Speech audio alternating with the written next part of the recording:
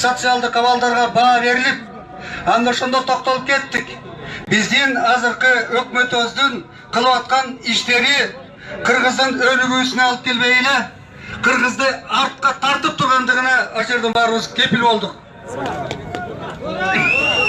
Эгерде биздин өкмөтүбүз атайын эл үчүн иштеп аткан болсо, Кыргыз элинин өнүгүшү үчүн иштеп жаткан болсо, анда жанагы Баткендеги чек ара маселеси эч эле чечилмек. Анда Солтон Сарыдагы кен казуусун учурунда эле токтотмок. Ал ошол жанакы ат башыдагы логистикалык центрди куруу жөнүндө маселе көтөрмөк эмес. Эч эле жер үйдөгү кенди казып алууну токтотуп, ал жердеги мамлекеттин үлүшүн көтөрүп чыкмак. Мына бул маселелердин баары бүгүнкү күндө чечилбей турат. Андан сырткары өзгөчө айтып келе турган бүгүнкү маселе мына ошол Кыргыз үчүн көзгө чыккан жарадай болгон кумтөр маселесин көтөрүп, ошол жердеги кумтөрдөн чыгып аткан байлыктарды Кыргыз элине кайтарып берем деген биздин өзүбүздүн кулунубуз Садыр Жапаровду эч эле камактан чыгарууга жардам бермек. Бул жерде ошол конференцияда ушундай суроо пайда болду. Эгерде бийлигибиз эл менен иштегиси келсе, сүйлөшкүсү келсе, ушундай митингдерди өздөрү келип уюштуруп, ушул жерде менин ордумда өкмөттүн башчысы, президентибиз бул келип ушул жерде айтып турмак да, мондай болуп атат, урматтуу туугандар. Маселе мындай турат, ошону чечип коебуз деп. Мына ошол жерде конференцияда ошондой чечим кабыл алдык.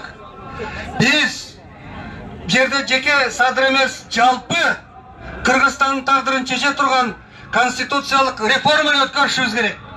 Эгерде конституциялык реформаны өткөрүү менен элдин бийлигин элге, элдин байлыгын элге кайтарып бере алсак, анда Садырдын маселеси өзүнөн өзү чечилип кала турган нерсе болчу. Анткени себеби эл бийликти көзөмөлдөп алат эле. Андай мүмкүнчүлүк бүгүн жок болуп турат. Ошондуктан биздин бийлигибиз билгенин кылып жатат. Анан эми Садыр жөнүндө айтканда ошондо айттык биз. Болуптур. Садыр менен кошо камалган канча ондогон саясий күнөөлөрдүн бардыгы бошоп чыкты Атамбаев учурундагы. Атамбаевтан калган жалгыз Садыр Жапаров калды түрмөдө. А маселеси эмнеде?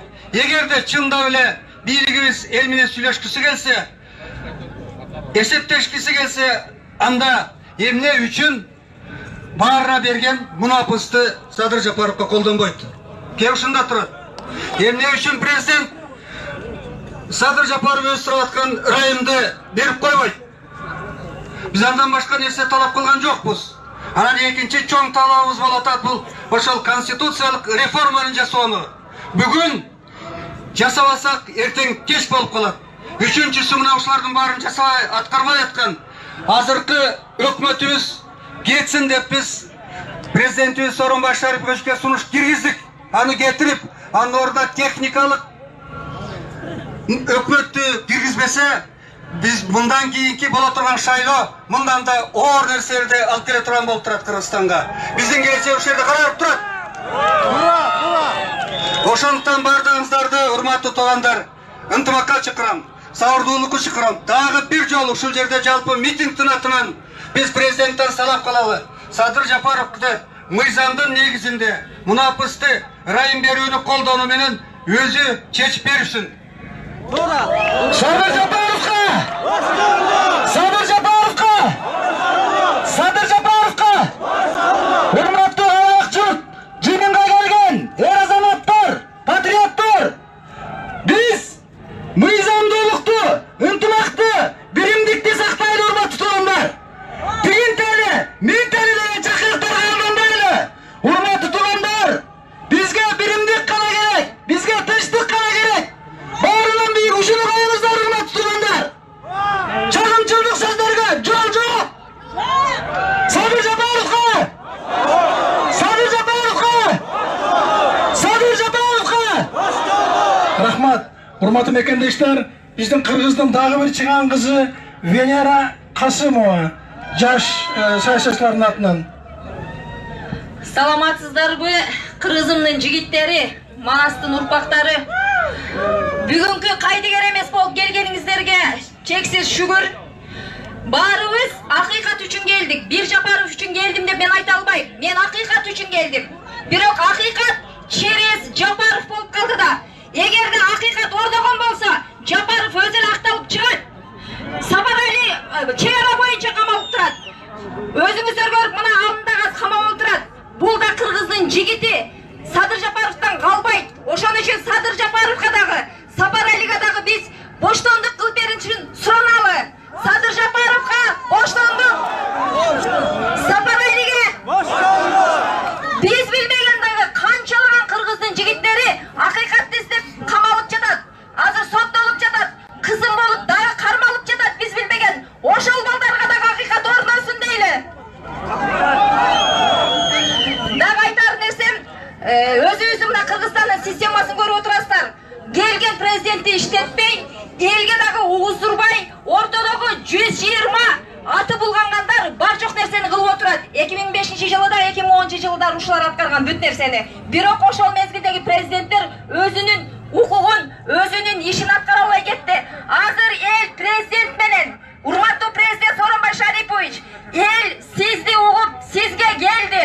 Эл сиз менен экенин унутпаңыз. Ошон үчүн жаныңыздардагы 120 багыл сизге кыяматты кылып жаткан иштеген адамдарыңыздарды тандап алсаңыз, жоопко тартсаңыз, акыйкатты орнотосуз деген үмүттөмүн. Бүгүн эч жака таркабайлы, урматтуулар. Баарыбыз акыйкатчылыкты ушул жерде дакаса туруп колдоп берели. Рахмат, урматтуу туугандар. Азыр Базар Коргондон келген Надиров деген жигитке сөз беребиз. Надиров деген жигитке. Андан кийин даярданып турсун Үсөн Калмаматов. Урматтуу мекендештер, урматтуу Садыр Жапаровду колдоочулар жана мекенчилер. Мен ушул мекенчил партиясынын активдүү катышуучуларынын биримин. Бүгүн ушунчалык элдин топтонгонуна аябай кубанып турамын.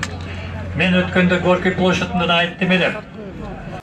Армениянын президентин камактан эли 3 күн көчөдө толкуп туруп, тополоң кылбай, өздөрүнүн ырынырдап, эч жака баспастан кылкылдап туруп, бийликке сүрүн көрсөтүп, премьерликке, андан кийин мына президенттикке алып келип койду. Биздин Садыр керек болсо Пашиняндан да жогору турган жигит. 2012-жылы айткан эле сот реформасы деп. Ошондо көпчүлүгү эсиңде бар. Эшикти жаап, керек болсо Садыр Жапаровду ак үйгө киргизбей коюшка аракет кылышкан. Ошол уланып келе жатат. Элдин ырыскысын айтып койгондугу үчүн отурат. Элине күйгөндүгү үчүн отурат.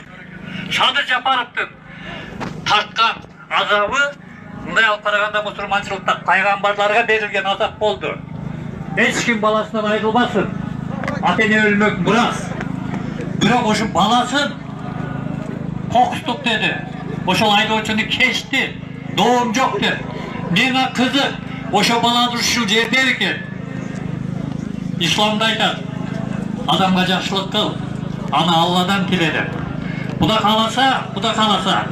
Садыр ак эйлет, бирок сынбайт. Мен айтар элем, урматтуу президентибиз Сооронбай Шариповго. Мен Натay Жалал Абадтан келдим. Мен ушу акыйкаттыкты билгим келди. Биздин жашыбыз 65ке чыгып кетти. Мен мындан кийин балдардын жаркын жашоосу болсо дагы жок дегенде ушул жак болбосо. Урматтуу президент, эгерде чыныгы элдин президенти болом десеңиз, сизге бир аябай шанс турат. Садыр Жапаровду боштондукка актап чыгарып койгонуңуз, бул сиздин элдин дагы бир жолу ишеничине киргендигиңиз болот. Ушуну билип алыңыз. Эл эми бул жолунан кайтпайт. Ошондуктан мамлекетибизде тынччылык болсун. Мамлекетибизде тополоң болбосун. Элдин эңсеген кулуну Садыр Жапаровду боштондукка чыгарышыңызды мен дагы элдин атынан суранып кетемин. Чолпонбай деп Начикпор дүйнө жүз айтат. Дулотко боюн тыштаган 20 жаштагы бала. Аны эч ким түртүп берген эмес. Кыргыздан чыккан жигит артынан келет кап, солдаттарды кырылып атканын көрүп туруп, өзүнүн жанын кыйган. Мына азыркы тирүүлүктүн мезгилинде ошол Чолпонбай бизде Садыр Жапаровго боштондук. Садыр Жапаровго боштондук. Рахмат. Урматтуу мекендештер, азыр 7 дубан балдарынын атынан Акылбек деген жигитке. Акылбек.